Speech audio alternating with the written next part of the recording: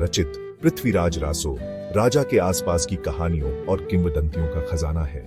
यह संयोगिता के लिए उनके प्रेम, उनके साहसी प्रेम विवाह और उनके महान तीरंदाजी कौशल का वर्णन करता है।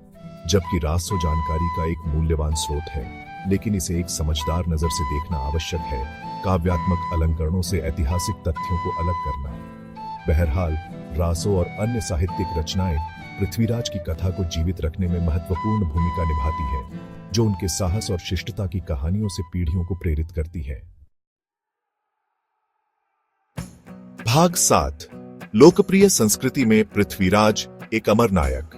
पृथ्वीराज चौहान की कहानी इतिहास, रोमांस और त्रासदी के मिश्रण के साथ सदियों से कलाकारों और कहानीकारों की कल्पना को मोहित करती रही है।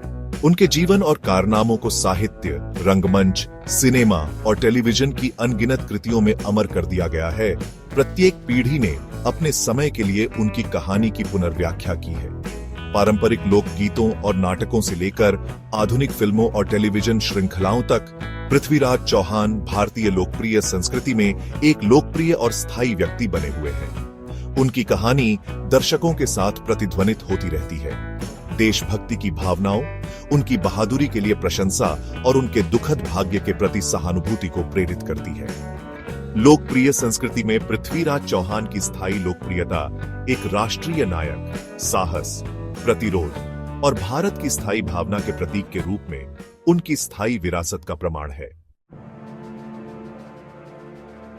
भाग 8। पृथ्वीराज चौहान का महत्व। इतिहास में एक